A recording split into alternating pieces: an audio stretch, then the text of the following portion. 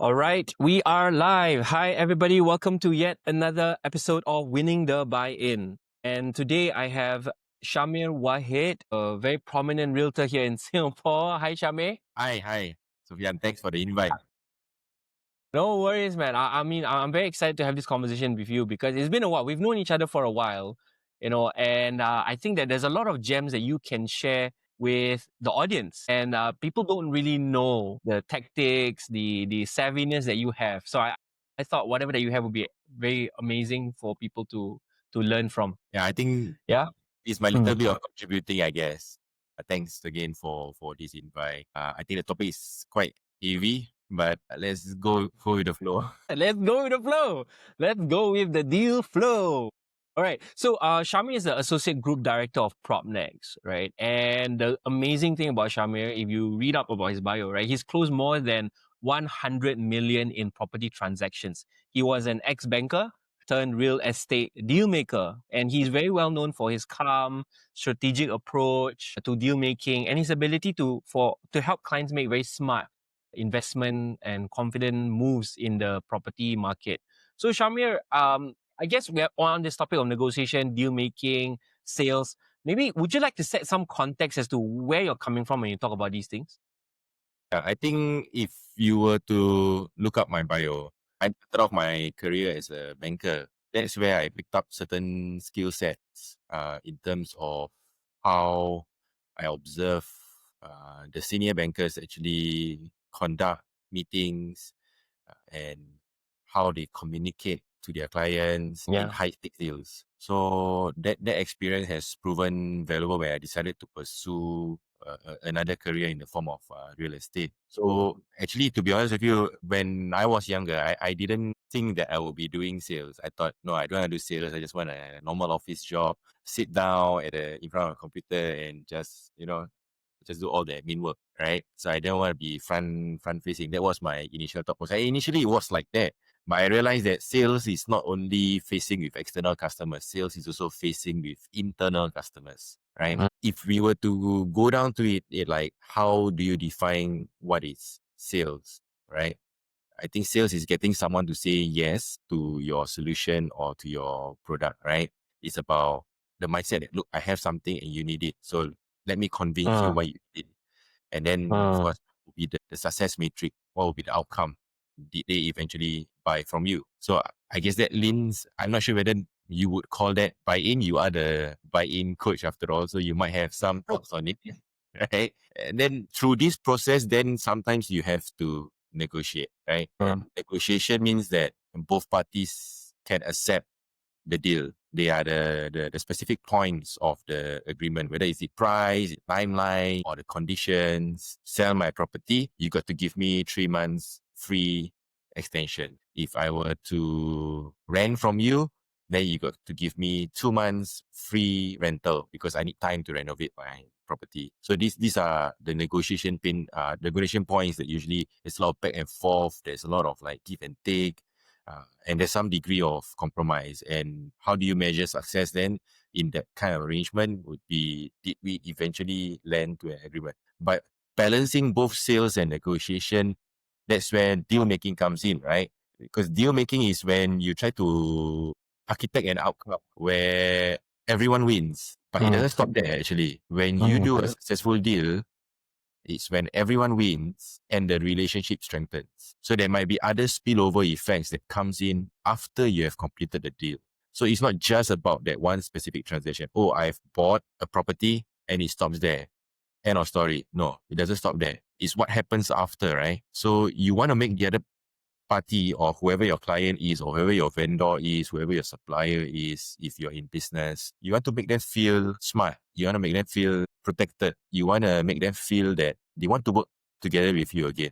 So the energy is kind of like strategic, kind of like advisory, kind of like, neutral, like this deal help to make potential future deals easier. Yeah, Shamir, when you're talking, what comes across really strongly here is that your vibe. Your vibe as a deal maker is very much like as the bio says, is calm, but more so it seems very strategic. It's not loud, it's not flamboyant. What's the thinking behind that? Like, did this come to you naturally, or do you develop it over time? So something that I would highly encourage for the audience to do is to do a DISC profile on yourself, for example. When I first started my career, that was what the bank asked me to do during the interview process. Yeah. And I did that, and I was a SC at that point of time. And that has remained quite consistent throughout my life, I would say. So I've always been that steady, that kind of compliant sort of individual. But then again, most recently, I did the DISC. It's still SC, but if I need to bring out my D, I can do so. If I need to bring out my I can also do so. Because sometimes that's what it takes to close a deal. You can't remain an SC and like, oh, okay, if the seller say I want 5 million, okay, I will get 5 million for you. Sometimes you influence a little bit. You got to be a bit dominant. I say that you have to turn the conversation around, lead the conversation to tell the seller, hey, look, are you aware of what's happening in the market right now?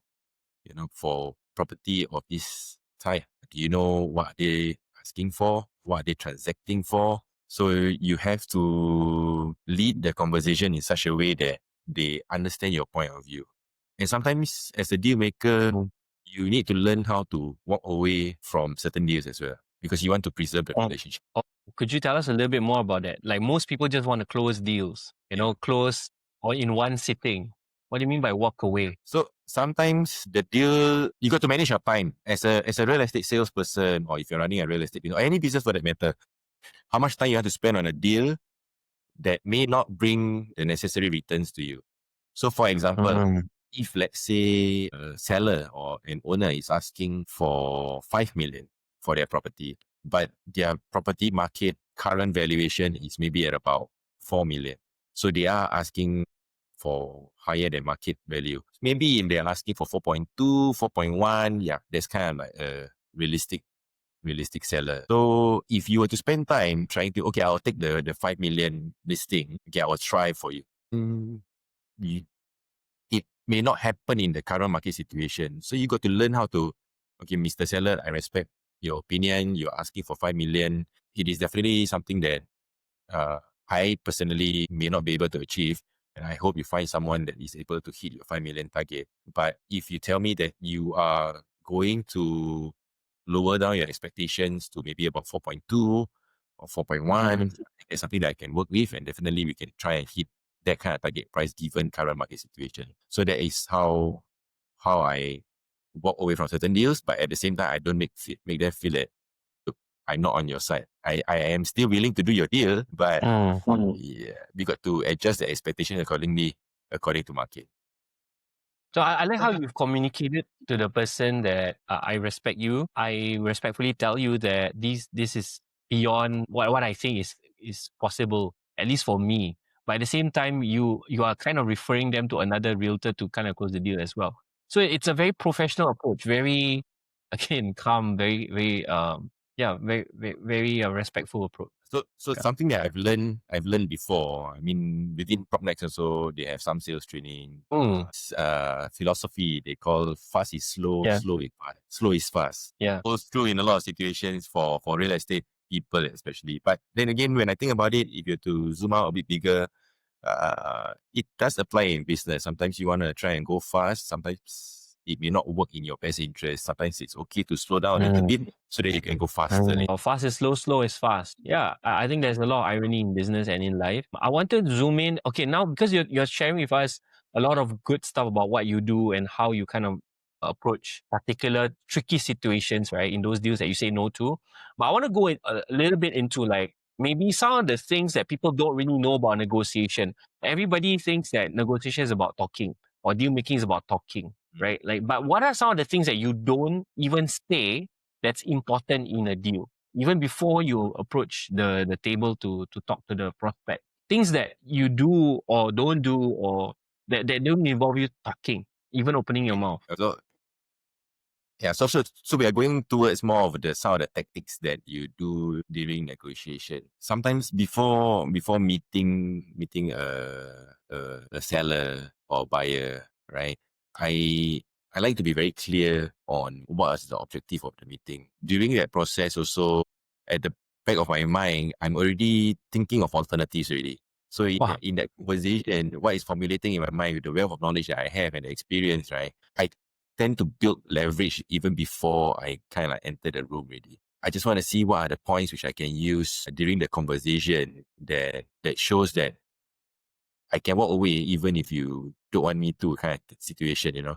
It's like I don't want to seem too desperate. You know, I kind of like position myself in such a way that if you are looking to buy a property, then how ready are you actually? If you're talking about a 5 million, if you're an overseas buyer, have you even set up your bank account? Are the funds ready in Singapore? These are kind of like sensitive questions, you know. Sometimes they want to view the property for the sake of just viewing the property, but they are not even ready to do so. And then some business owners, if I were to meet, they may not have done their in principle loan approval, let's say, to buy the properties. Certain things may not be there yet.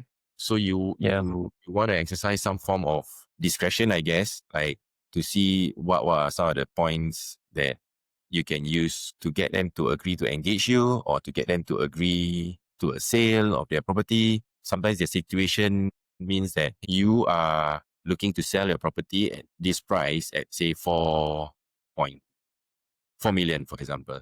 You are asking, so there is an opportunity right now for you to exit at 4 million because the other property that you're looking at is asking way below market, which is maybe it could be a 5 million property, but asking for 4.5. But you are not budging from your selling price in order for you to be able to get the other deal at an undervalued price. So you have to manage the situation in such a way that you have to let them sit and think through their decision-making process, because sometimes opportunities don't come all at the same time. And it's very rare that you have such a situation. The seller or the owner will need to be able to decide, okay, if I were to let this go at lower 3.8 million, then I can make my move to go to the 4.5 million property, which is asking 500,000 below market value. So there is that opportunity there. But if they decide to, okay, never mind, I think there'll be other opportunities, then they lose the deal, you see? Yeah. Okay. Let me try to make this a little bit more simpler. I think certain deals you can't force your way through. You have to let the decision maker, the seller or the person that you're dealing with, to sit with it. I guess you kind of let silence do the work.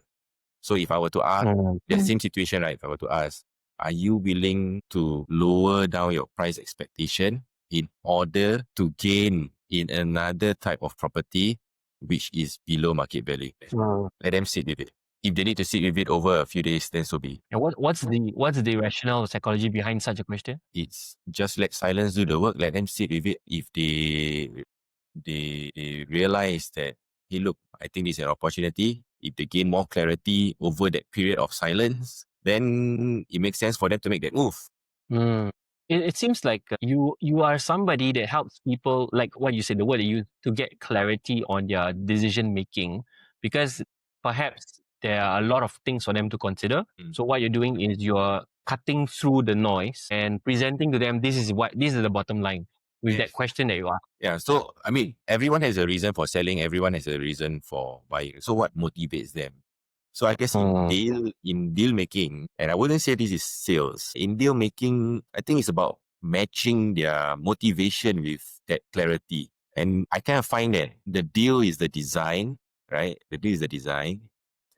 Negotiation, of course, there are certain terms which we need to negotiate. And negotiation is where you seek some kind of like alignment. Okay, this is what you want, this is the timeline. Okay. And then the sale happens when there's a trust transfer. And this is literally what happens in this. Okay, Shamir, I trust you. I sign. Okay, I sign. Okay. If you it's the right decision, then I say, look, there's no other better opportunity than this. I think this is it. So, and that gives me that sort of high. I would say, right, is when, okay, look, you're at the closing table, the option to purchase is on the table, and then they're like, is this the right decision? Then they will look at me again, and then I'll give them that little nod, and then they sign. Wow. I love the way you describe it, that framework. Deal making is design. Negotiation is the terms.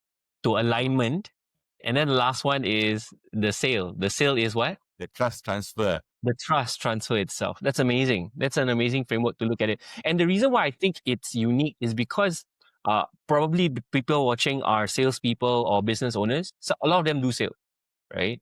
Perhaps a number of them will be more familiar with negotiation, right? Yeah. Those business owners especially. But when it comes to deal making as a skill in and of itself, I think this is not really talked about as much. And that's the designing part. Like, what's something that you felt you wish more people would know about when it comes to deal making or deal designing? I think it's the mindset that goes into it. Before you even start a conversation, sometimes if you're a salesperson, you go in, okay, Mr. Buyer, Mr. Seller, come, let's pull out all your CPF statement. Let's pull out all your bank statement. Let's look at the numbers. You start with the financial calculations. But actually, I don't start the conversation like that.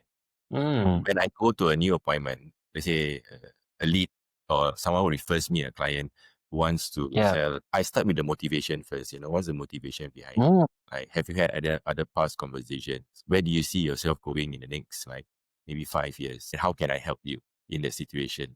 So the conversation is more of a leading conversation rather than a reacting situation. Yeah. So of course, the energy level that you bring into the room have to match. If you go in and you're like, and the energy power play will always be there. I mean, I've been in a room before whereby the owner, who is the son, who wants to sell the property, and the dad walks in. What's going on here? Why are you selling? How come you never tell me that you're thinking of selling? So the energy becomes very negative, at that point of time. But the son was in a certain situation that he needs to sell the property. There's no way he can sustain the property anymore. But he doesn't want to let the dad know. So I'm in that room. I have to neutralize the energy to say, look, uncle, we are not asking your son to sell the property, but he is in a certain situation which I don't think it is my place to share with you, but your son is here and he has shared with me. So then I will look at the son and say, look, this is your opportunity right now to get your father to understand the situation so that he gains clarity on your situation, on why you need to sell the property. So, and then it became more of a peaceful thing. Okay, then the dad agreed, okay, based on the current situation, I think he feels best that the son will need to sell the property. So these are some of the sensitive energy situations that we real estate people actually go through. Wow, that's amazing. And I loved how you neutralized it. What was going on through your mind when you said that? You said, look, I'm not here to sell tell your son to sell a property. It's anti-sales. So what's going on through your mind as you try to neutralize that room and get the energy to be in your mind, you're like thinking, this uncle, why so high strung? Why so high strung? As you relax, maybe he had a bad day. Okay, let's see how we can salvage the situation. If I can inject a little bit of humor, I will try, depending on the situation, just to neutralize the energy in the room. So I guess in deal making, you got to learn how to read the energy. And that's through body language, that's through tone, and sometimes you put across certain points that might make people upset, especially in boardroom settings. Sometimes you question certain decisions, you question certain points, and then it might upset certain people. So you have to learn how to pacify the situation. Look, I'm just trying to make a point here across. You can disagree with my view. This is where I'm coming from. If you can accept and see that, then well and good. But if you can't, then I'm also okay with it. Wow. I think that's a masterclass in neutralizing being diplomatic by being contrarian at the same time. Because what Shamir just shared is a script. Like, look, this is where I'm coming from. Like, he's making his intention known. Then at the same time, he's saying, oh, you might agree, you might disagree. But even if you disagree, it's okay. It's like he's already preempting the possible responses, right? Yeah. Yeah. So I guess that's why I like shows like House of Cards. I like shows like The Diplomat. So all these political parties. Yeah. So those are the kind of shows that I vibe with, actually. Yeah, true. Fair enough. How about Suits? Yeah, definitely. It's one of the top series that I definitely watch. Yeah. So I guess those, I mean, again, right, those are characterized or caricatures of deal making. Like what you're explaining is the real stuff that happens on the ground, which might be even more dramatic than the the movies or the series. But I wanted to zoom back into another part of deal making and negotiation, which is like, a lot of newcomers into the market, into dealmaking, they sometimes feel overwhelmed with pressure because, hey, this is a 7-figure, 8-figure deal, and they're not too sure whether it will close or not, right? A lot is on the line. How do you personally deal with pressure? What's your take on that? So I think at the end of the day, you have to stay objective. A lot of salespeople tend to get emotional. But when you're doing deal making, you can't be emotional. You have to always remember to remain objective, because actually the approach is in real estate is that doesn't matter whether am I representing the seller or the buyer. To me, I'm not the seller's agent. I am not the buyer's agent. I am the transactions agent. Ooh, tell us more. So I focus on the transaction itself. So especially in high stakes deals. So sometimes even the sellers themselves, they might be emotional. But sometimes even the seller's agent, if let's say I'm representing buyer, the seller's agent is also emotional. So for example, okay, just to quote an example, if let's say I am representing a buyer, okay? Your seller is asking, and I'm going to go a bit smaller now. Okay, let's go with smaller numbers. Okay, let's go with 1 million. Easy. 1 million. Okay, so market valuation is 1 million. Your seller is asking for 1.2 million. You are the seller's agent. I am representing the buyer. Okay, and your seller already agreed that to you, right? It's at 1.1 million to close. And you have already conveyed the information to me. So I will tell you, okay, hold on, let me talk to my buyer. Okay. And usually I don't like to say buyer. Let me talk to the buyer. Okay. What's the difference? It's not my buyer. Okay. I'm representing the buyer. Because when you hear the word the, it neutralizes the conversation. If you are representing the seller, your seller, my buyer. Your seller, my buyer. But the transaction is the most important. It's the seller, the buyer. Yeah. So it kind of like neutralizes the conversation. So when I say that, let me work on the buyer. Let me see whether they can match your seller's asking at 1.1 million. Okay, so from there, I already know this, right? I go back to the seller agent. Okay, I got it for you. It's all at 1.1 million. Let's close it right now. Let's close the deal. And then the seller agent, for whatever reasons, think that, if this buyer can come out to 1.1, I think I can get 1.15, right? And sometimes even without even consulting because they want to make the seller feel good, right? I know you asked for 1.1, but hey, look, I got 1.1 for you. Yeah. But if you remain objective to the situation, hey, look, you already told me it's 1.1, just close it at 1.1. Yes, although maybe the buyer is okay to pay 1.15 and money is at stake here, right? So higher selling price means higher comm for both parties. But which is more important? We close the deal and we move on to the next one. So you have to let emotions get out of the way and be objective to the deal. And that's how you close the deal. This guy is so anti of the common tropes that you hear in a market, right? Which is like, oh, if you can go for 1.2, and then you can just tell your seller, hey, you know what, I can push it up to 1.2, even though you asked for 1. And then the seller's agent will feel that, hey, I'm doing them a service, right? It's a boost for me, my commission. But what Shamir is saying is exact opposite. It said, even though you could go there, you don't, because you can just close the deal. Yeah, this guy is breaking a lot of norms. But there's a wisdom behind that, right, Shamir? There's a reason why you do it, right? Because I just spoke to a realtor. I just spoke to realtors who like, you just tell them that you go lower when you know that you can go higher. And then you under promise and then you quickly over deliver so that you can close a bigger deal. But not many agents think like that. So you see, time is quite important for us. So if we can, and each deal takes up a lot of energy. So if you are able to close a deal and move on, then you start focusing on the next, more energy towards another deal, and that brings in the income eventually, right? Because if you a stalemate on a deal that didn't materialize, then you got to continue marketing, right? You got to, whether you're representing the seller or the buyer, you got to serve them, bring them to more listings. It's a lot of time spent, right? So what is the best use of your time at that point of time? If there's a deal that can be closed, close it, move on, and then work on the next deal. Yeah, work on the next deal. I want to pull out what you said, which is you said that emotions kind of kill deals, right? I think beyond emotions, I think ego kind of kills deals as well. Were there instances whereby emotion / or ego can come into the way, and how do you navigate that? Ego.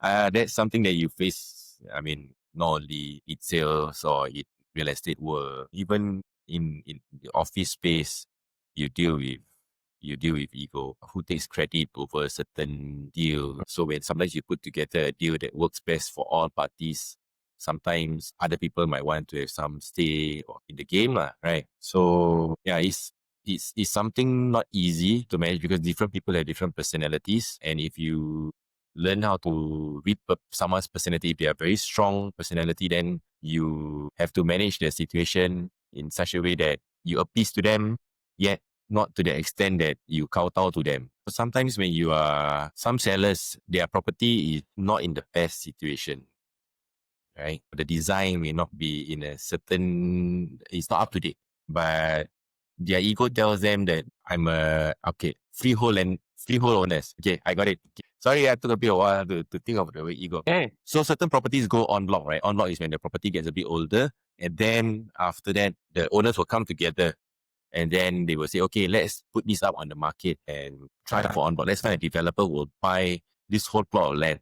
So you have freehold and leasehold. So leasehold owners tend to have less ego than your freehold owners. Leasehold owners, they know that the property is decaying. They know that the lease is decaying. The property is getting older. They don't want to upkeep the property. So they'll be more forthcoming to agree to say, okay, I'm going to vote yes. I'm going to put this property on en bloc. So an example would be Loyang Valley, right? And then you have freehold property owners. Why should I sign to go for en bloc? This is freehold, right? You don't give me 3 million, I won't sign to go for en bloc. But if you don't even agree to sign, because you need 80% vote in order to put it out on the market, you don't even agree to put it out on the market, and how am I going to hit your 3 million? I never even try yet. Okay, so sometimes you got to manage, okay, then they say, okay, never mind, I sign. But you don't hit 3 million, you don't come talk to me. Okay, I will not agree.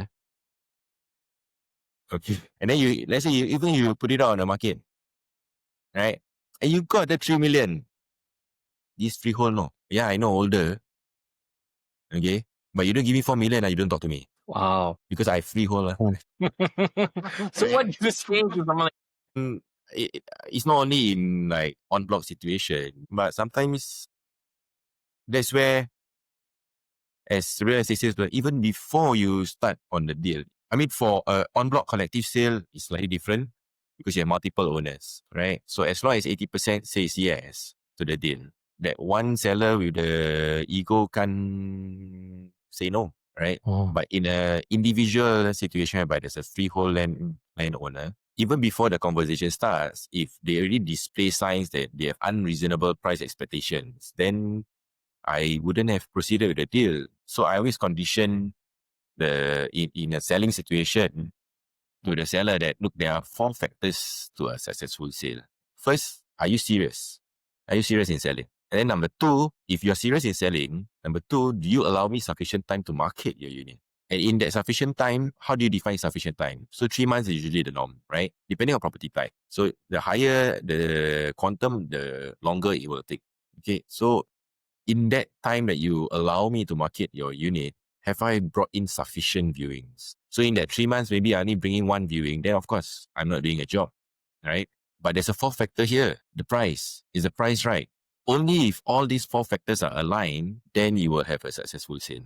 So this is usually what I go with in my first meeting with the seller. Wow, thanks for sharing with us. I love the framework, the questioning technique there. And it's like a checkbox for you to think about. Contrary to this, a lot of perhaps younger professionals, realtors, business owners, they will go for any deal that they find. As long as someone's selling, they'll try to close it. It seems that you have certain checkboxes to fill before you even want to work with certain people. I think being in the game a long time enough, you will realize that if you accept certain deals, it becomes a lot more challenging in the downstream rather than saying no upfront. Yeah. So I guess it's normal because most people are in transition. So whether they are an employee, being a real estate salesperson. In fact, I don't even like the term real estate salesperson, but it was a term coined by Council of Estate Agencies.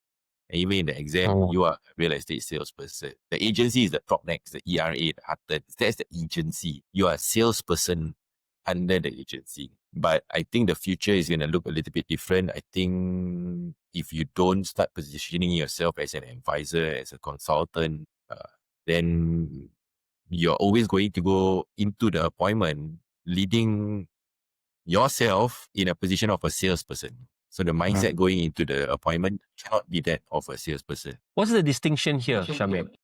Sorry again? What's the distinction? The distinction here is that if you go to a salesperson, if you go in with the mindset of a salesperson, that means you go into the appointment thinking, I want to sell this property. I want to sell this property. I want to sell this property. And the owners can feel it.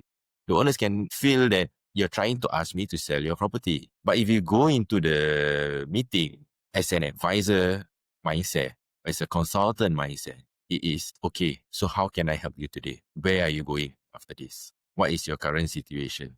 If you go in the appointment to say, I think you should sell now. You sell now, it's very good. You need to upgrade to the next property. Then the positioning changes. So, Shamir, that's lovely. I love that. I'm going to push back a little bit. Unfortunately, sometimes there are some realtors who will push for it says sell, sell, sell. And these are people who are top producers. They are your really top sales agents. So if I want to adopt that, then how do I function in this world where those who push are the ones that get the awards, the sales numbers, and those who are a bit more advisory don't necessarily get the deal. So how do you make sense of that? I mean, definitely, I'm not discounting that.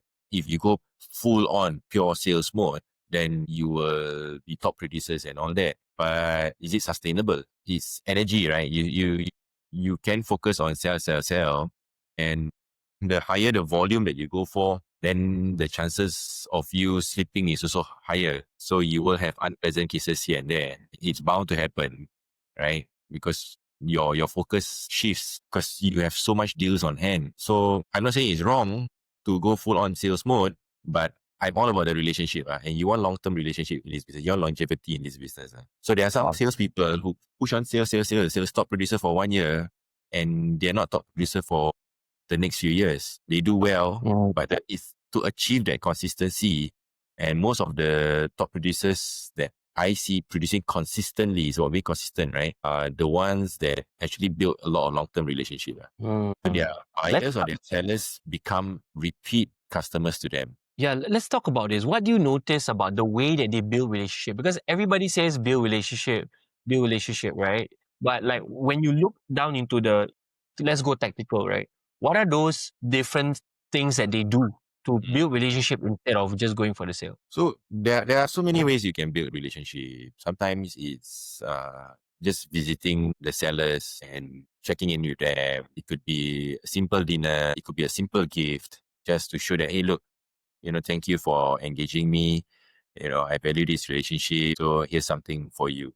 It's something as small as that. It's also, let's say there's certain activities that you do together, then you could do together with them because your clients or your partners, your clients actually are your partners. They are the ones that are going to refer you more deals. If they're happy working with you, then potential of them referring more cases to you is very, very high. So if they like you, then you're going to get a call to say that, hey, look, I remember you. Hey, thank you, for your Hari Raya card. Hey, thank you for remembering my birthday. And it's all these small little things that helps with building trust, building relationship to show that, you're still there. If you need some help, then I'm just a call away kind of thing. Yeah. To tell people that you're there. And it sounds to me that you're also kind of like adding value even before the sale. There's the element of like, even before we make any deal. Like, what's your take on that? Because most people, like, there's a stereotype or a trope where, once you're done with closing the deal, then you probably never see your agent again, right? What's your take on something like that? I mean, let's reference to, I just want to use a generalized, let's say another industry, financial advisors. Their touch points are perhaps throughout the whole year. You have birthdays, anniversaries, but realtors, I wouldn't say, generally speaking, you have that a whole year touch point. What's your take on something like that? Well, in terms of your industry, is that important in building the relationship? Is that worth it, the ROI, the time as a salesperson? Yeah, for sure, right? This is your, okay. So I wouldn't say that the client belongs to you, right? But you have to, in order to get repeat business, in order to get referral business, I think these are the small things which you have to do in order to make them feel that, hey, look, he still remembers me. So you have to do it, whether is it a simple catch up over tea, coffee, quick breakfast. So you need to spend your time how sending the card is the baseline level lah, right? It's I mean sometimes I'm guilty of not sending also. But then again, I'm more of a very high touch person. So that means I'll pick up the phone and call. I will, hey, look, hey, what's going on? I am around the area. Can I just drop by for a while? Just a quick 10, 15 minutes is also okay. If it is planned to say, hey, look, what do you have going on this day? I'll be around Raffles. Why not we catch up for a quick coffee? And so there you go. There, what's going on in your career? How are you? What's the scope like right now? And you get more interested in the person just because you close their deal, you help them buy a property, doesn't mean that you stop there, right? You continue to build the relationship. And it can lead into opportunities. So there's this buyer that I serve, he's a banker. And I just met him yesterday, right? He thought of me and he said, hey, look, there's this golf tournament going on in KL. Okay. And here's the corporate tea box lounge access for you. And I was like, wow, okay. And that's happening this weekend. And I'm like, okay, thank you. Okay, I'll come down and pick it up from you in Raffles Place. Let's do coffee. Or let's have a quick bite. And then during that conversation, then he say, I talk about anything but buying and selling property. But it turns out that then he also wants to know how am I doing, what am I up to, and then we talk about the market, and then we talk about, hey, look, since I'm going to KL, if there's anyone appropriate that you think that I can meet up who might have an interest in collaborating for Singapore real estate, then I'll be more than happy to catch up with them there while I'm there. So I mean, he bought his property like 2 years ago. Wow. He's still thought of you. Yeah, you have to. Yeah. Yeah. Especially if you know that they are a circle of influence. Right. I think knowing you personally, I mean, we've worked together, we've done workshops together. Knowing you personally and the content that you have, and even the examples that you have in closing your deals, I've always seen you as someone that very high touch with your business relationship. But at the same time, you are also very savvy. You're also very strategic.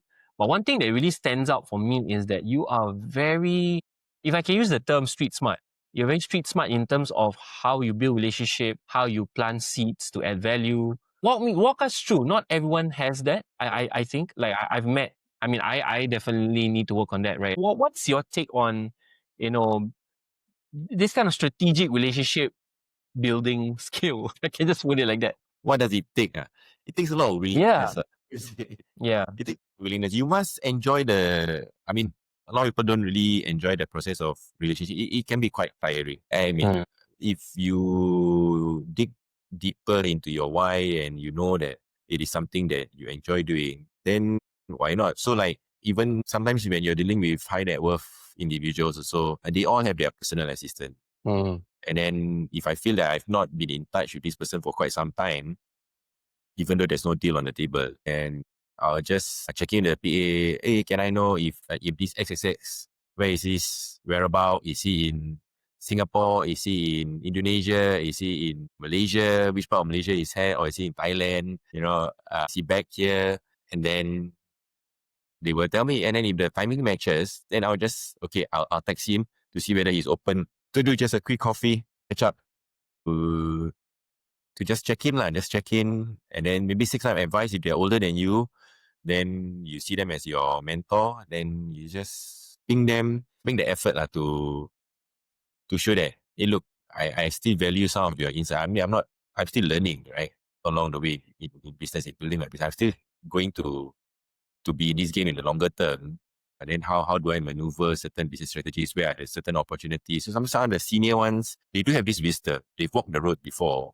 And they might be able to even tell you your blind spots sometimes. So I guess it's good to have mentor who typically, I tend to look for them. And indirectly, I will self-declare unashamedly that I'm so thankful that I met you today. And I'm very, very happy. I would consider you as my mentor already. Even though you don't feel that way, but it's okay. I'm really learning a lot. Just from one conversation with you, I really gained so much.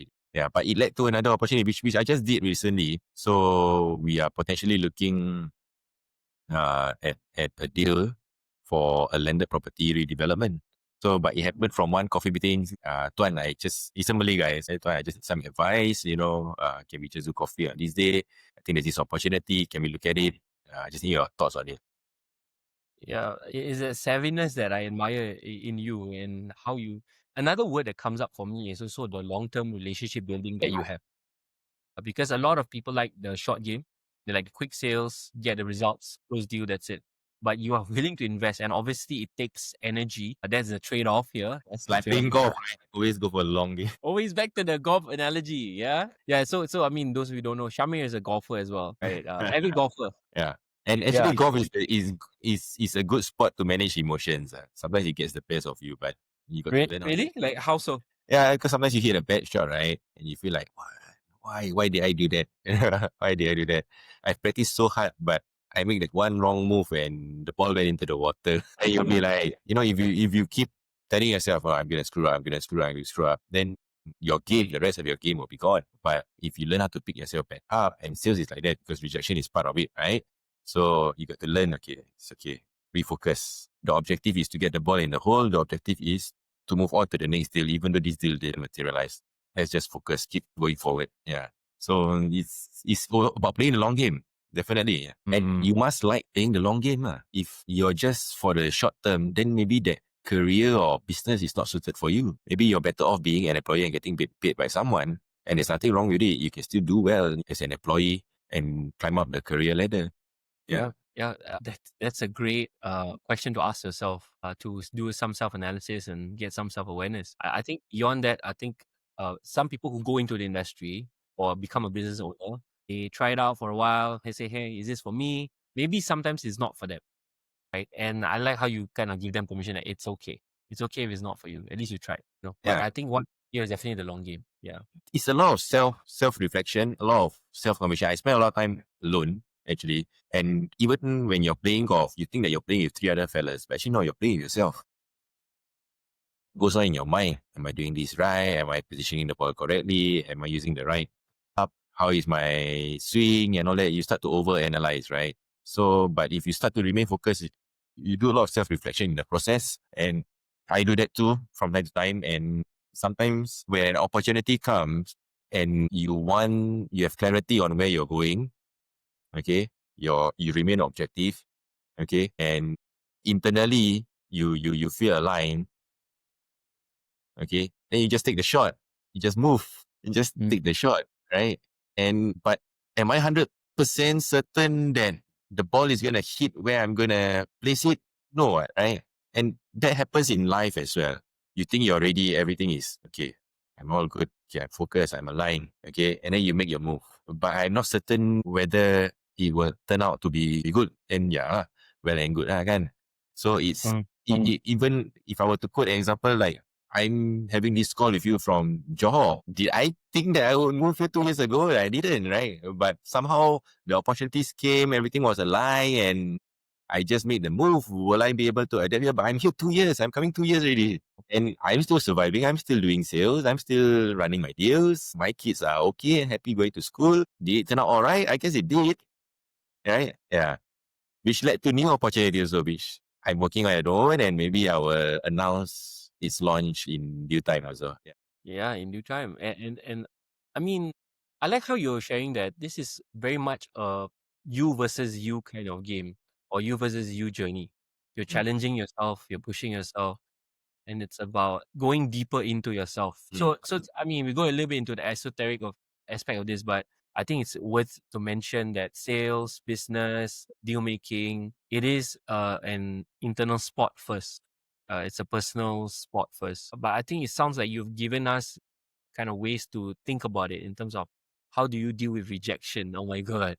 They rejected me. Oh, I got no deals coming in. Or I knocked on the door. They say no. They slammed the door in my face. What's your approach to dealing with rejection? Because, I mean, we're going to face this. Yeah. So sometimes, especially when a big deal doesn't happen, naturally, anyone will feel down. Sure, you feel down, right? So you need to have your outlet. And that outlet differs from person to person. It could be going for a run. It could be going for a walk. It could be talking to someone, right? Do you watch Billions? I've yet to watch it. Okay. So there's this show called Billions, okay? and they are all traders, and the traders all have a psychiatrist working with them, who they call Wendy. And I always joke, everyone needs a Wendy. Your Wendy can be your wife. Your Wendy can be someone professional. Your Wendy can be your coach. It can even be an AI coach, right? So to help you clarify the emotions that you are feeling at that point of time. And then once you have that clarity, then you can move on to the next deal. And then just go with it. Yeah. Interesting you mentioned Billions, because my brother-in-law told me, Sofian, you are like that character in Billions. Like, gonna support all these people who come up. But yeah, probably need to watch the show to know what it says. No, because it's about energy, right? It's about energy transfer, right? So sometimes in a certain, yes, I can remain calm, but if I need to bring up the energy, I could. It's about tone, it's about feel of the room, if it's positive. So it's sometimes even you deal with your associates and they face certain situation, then you are absorbing their negative energy also. That's right. Then you tell them, okay, this is a solution, and then you pull away. Then you have to let go that negative energy elsewhere. Right.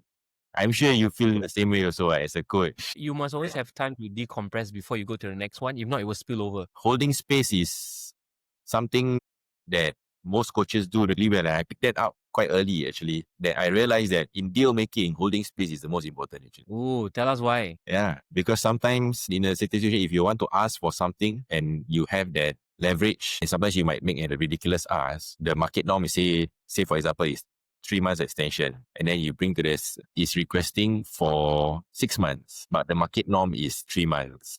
Okay, and say I'm representing the seller, and I have a buyer who says that I thought market norm is 3 months. How come your seller is asking for 6 months? 6 months, but this is the situation, and then you just hold it there at 6 months, right?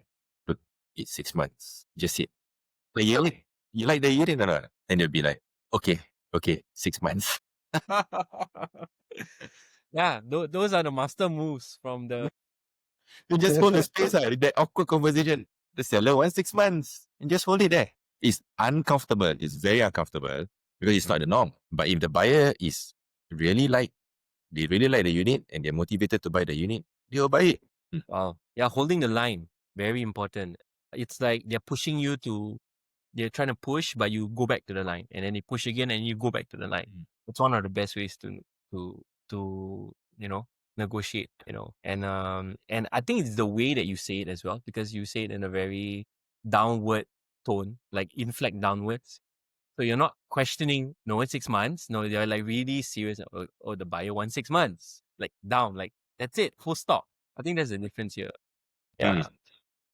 Okay, so let's step outside from a little bit from property. I want to talk just to wrap it up a little bit. I know you also in your personal capacity. You also, or not personal, but professional capacity. You also do deal making, negotiation in the boardroom. Right? What are some of the things that you wish more people knew about negotiation, deal making in the boardroom that is applicable based on your work in the boardroom and in property transaction? Okay, so in the boardroom, there'll be multiple ideas. Everyone is throwing out ideas, but a key here is in the execution. So in deal making, is always not about saying yes to every idea. It's also about knowing when to say no, right? So sometimes the idea might look good. Oh, we need to do this, XXX, but you have to look, do you have the time, the resources to allocate to such a project? Does this project make financial sense? And if, let's say, the project does not make much money, what other intangible value does it bring to the whole project, to the whole organization, to the community, for example? It's quite delicate sometimes, the conversations. You might end up offending certain people, but if you go in emotionally, then people will look at you differently. Your reputation will take a hit. You need to stand by certain principles in a meeting. But sometimes the conversations can get a bit heated. It's normal. But if you are professional enough, then you learn how to pull away and look, everyone wants what's best for the organization that they volunteer with, and you have to remain objective. Look, if the investment or the project is not making money, then we learn from this, then we move on. Yeah. When you talk about deal making, about lobbying, it's about getting buy-in at the end of the day, right? It's what you're good at actually. So it's sometimes even before you go to the board meeting, you're already making calls. There's going to be this thing, there's going to be table. I think it's a good thing for the organization. If you need me to meet up with you, let me meet up with you. I'll explain to you why it makes sense. Okay. So I need your support. I need your vote before we even go to the meeting. Are you in or are you out? And then you do that. So you count if they're like what 10, 15 people on the board. And it's something that I do during banking as well. But Okay. I think a $200 million loan deal for approval, we already call up and really identify who are the parties on that committee. And if we need to sit down with them and explain to them the intricacies, so even before they go to the meeting, they already know, they're aware. And if there are any pushback on the deal, then we try to address it even before the board meeting or the committee meeting happens. So these are the behind the scenes work that a lot of people don't see. So when it comes to the board, then if they need to discuss further, they discuss further. But at the end of the day, it's about getting the deal done. Yeah. Most of the work is before you even sit in the room. Yes. And the relationship. I think the one thing that I've learned in deal making is that you need to stay neutral, slow down when you need to, and sometimes you got to focus on the relationship. Just remember that for deal making to happen, you got to design the conditions for the close to happen naturally. Yeah. So that's something that I always advocate for. If it happens naturally because of how you have positioned it, because of how you have designed it, then it will happen. It will happen. You just have to have that conviction.